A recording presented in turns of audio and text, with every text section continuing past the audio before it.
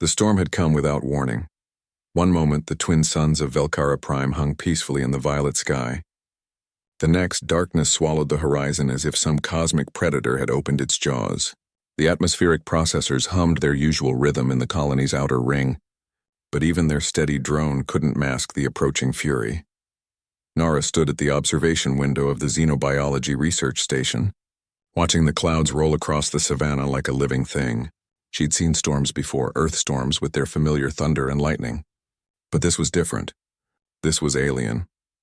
Behind her, in the climate-controlled nursery, 23 cubs of various coalition species played, ate, and napped under the watchful eyes of their automated caretakers. Most were offspring of the colony's scientists and engineers, species that had evolved on worlds where storms were gentle or non-existent. They knew nothing of nature's violence. The first crack of thunder split the air. It wasn't like Earth thunder, not the deep rolling boom that announced itself from miles away. This was sharp, crystalline, as if the sky itself had fractured. The sound pierced through the station's reinforced walls and stabbed into the nursery. 23 cubs froze. Then chaos erupted.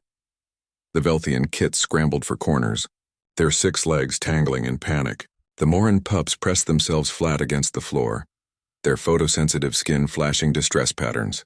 And the 2 Karathi cubs, Kor and Lyra, barely 6 months old and covered in the spotted gray fur of their predator species, did what their instincts commanded them to do. They ran to the nearest large creature and tried to hide beneath. In that creature was Nara. She felt the impact as both cubs slammed into her legs, their claws extended just enough to grip fabric but not flesh. They were trembling, small bodies vibrating with fear so primal it transcended species.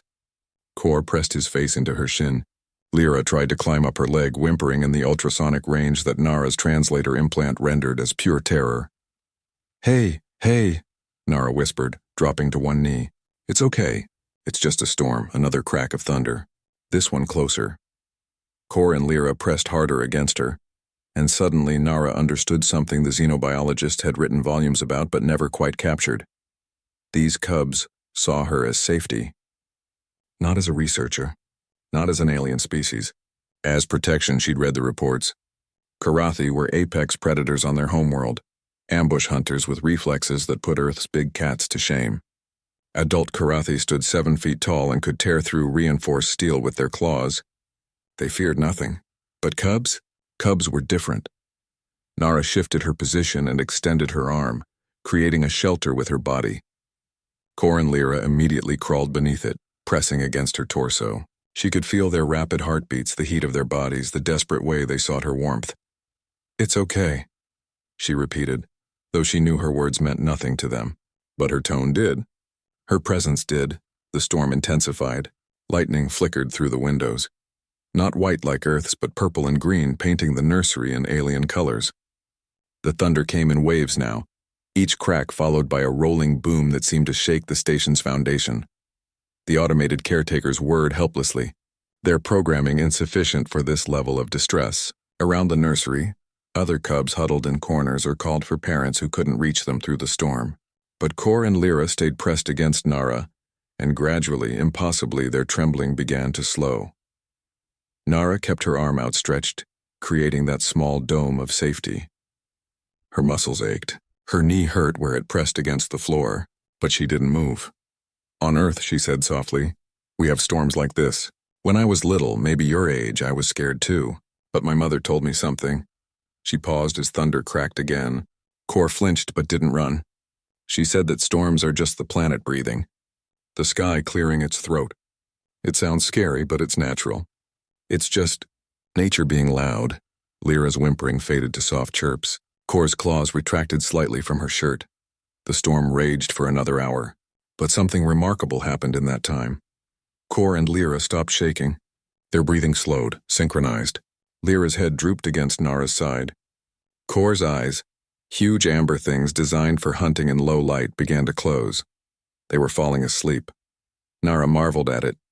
These cubs, whose instincts should have kept them alert and panicked, were sleeping through a storm that had the entire colony on edge. Sleeping because a human, a creature from a world they'd never seen, a species they'd only known for months, had convinced them they were safe. When the storm finally passed and the emergency lighting faded back to normal, Nara found herself surrounded. Other cubs had crept closer during the chaos, drawn by the same instinct that had guided Kor and Lyra. A Velthian kit pressed against her ankle.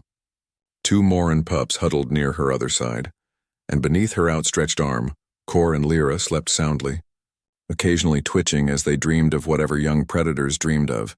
The door hissed open. Dr. Velis, the station's Karathi supervisor, stood in the entrance, his 7-foot frame tense with worry. He'd been trapped in the outer labs when the storm hit, unable to reach the nursery. His eyes found Kor and Lyra immediately. His expression, difficult for humans to read but Nara had learned, shifted from fear to confusion to something else entirely. "They're asleep," he said, his voice a deep rumble. "During a Velkaran thunder season storm. They're asleep." "Yeah," Nara said, smiling tiredly. "Turns out human arms make pretty good storm shelters."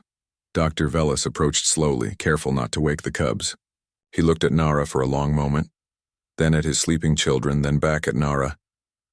"Your species," he said quietly, "evolved on a world of storms and predators and violence. You learned to weather catastrophes that would break other species. And now," he gestured at the peaceful scene, "you teach that strength to others." Nara shrugged her free shoulder. "We just learned how to be less afraid, and sometimes that's enough." Outside, the violet sky began to clear.